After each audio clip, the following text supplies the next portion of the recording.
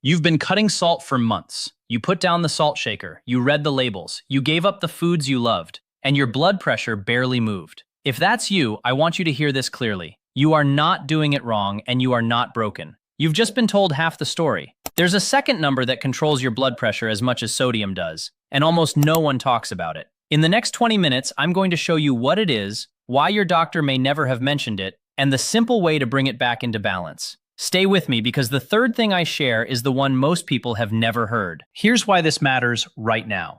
Millions of older adults do exactly what they're told. Cut the salt, and then feel discouraged when the monitor still reads 140-something over 90. They start to wonder if anything works, or if they're just destined for medication forever. I understand that frustration. I've sat across from people who did everything right and still felt like they were failing. But blood pressure was never a one-ingredient problem. Sodium matters. I'm not going to tell you it doesn't, and I'm certainly not going to tell you to pour salt back on your food. What I'm going to tell you is that sodium is one side of a scale, and when you only push down on one side, the scale doesn't move the way it should.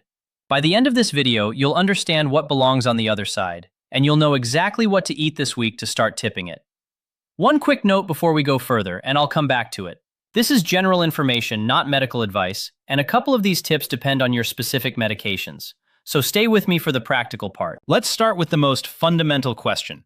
Does cutting salt actually lower blood pressure? The honest answer is yes, for many people, and especially for people over 60. As we age, our bodies tend to hold on to sodium more stubbornly, and our blood vessels get stiffer. That's why sodium reduction is in every major guideline, from the American Heart Association to the World Health Organization. I want to be completely straight with you about that, because there are people online who will tell you salt doesn't matter at all. They're wrong, and following them can hurt you. But here's the part that gets left out. Not everyone responds to salt the same way. Researchers have a term for this: salt sensitivity.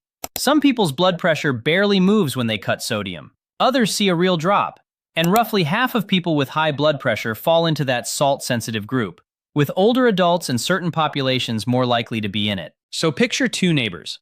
Margaret, 68, in Ohio, cuts her sodium hard for 2 months and watches her top number fall by 10 points. She's thrilled. Next door, her friend Joan, also 68, does the exact same thing. Same effort, same discipline. And her reading drops by 2 points. 2. Joan starts to feel like a failure, but Joan didn't fail. Joan's body simply responds to a different lever, and nobody ever told her what that lever was. This is the trap. We treat sodium like the only dial on the machine, so when turning it down doesn't work, people give up. They think, I guess diet just doesn't work for me. And that's the moment they stop trying, right before the thing that would have actually helped them. There's something else hiding in plain sight. When most people cut salt, they cut the salt shaker. But the shaker is a small slice of the sodium most of us eat. The large majority comes from packaged and restaurant food: bread, deli meat, canned soup, sauces, frozen dinners. So someone can feel like they've made a huge sacrifice by skipping the shaker while still eating most of the sodium they always did.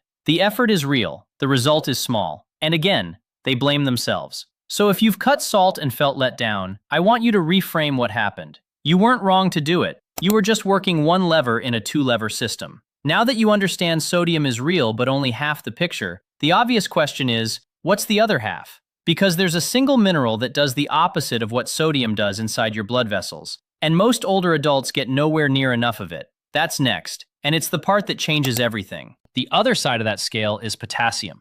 And I want to explain why it matters in plain English, because once you see it, you can't unsee it. Sodium and potassium work as a pair. In simple terms, sodium tends to pull water into your bloodstream and tighten things up. Potassium helps your body release excess sodium and helps the walls of your blood vessels relax. They're partners on a seesaw.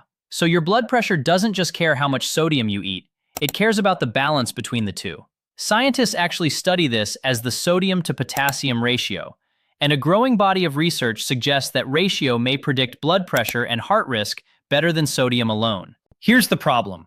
Over the last century, our diets flipped. Our ancestors ate enormous amounts of potassium from plants and very little added sodium. Today, most people eat the reverse: lots of sodium from packaged food and far too little potassium. Surveys in the United States consistently find that the overwhelming majority of adults fall short of the recommended potassium intake. So even people who cut sodium are often still living with a badly tilted ratio because they never added the other half back. This is why one particular eating pattern keeps winning in the research. You may have heard of the DASH diet, dietary approaches to stop hypertension. When people look closely at why DASH lowers blood pressure, a big piece of the answer is that it's loaded with potassium-rich foods, vegetables, fruit, beans, leafy greens, while also being lower in sodium. It works the seesaw from both ends at once. In studies, DASH-style eating has been associated with meaningful drops in blood pressure, in some cases comparable to what a single medication can do, though I want to be careful and say it is associated with and may help. Every body is different, and this is general information, not a prescription. If you're still watching, this next part is the most important. Most people drift off right about here. But if you stay with me for the next few minutes, I'm going to give you the exact foods and the exact approach, and then the one warning that could save someone watching from a serious mistake. Let me make this real with a story. Robert, 71, from a small town in Georgia.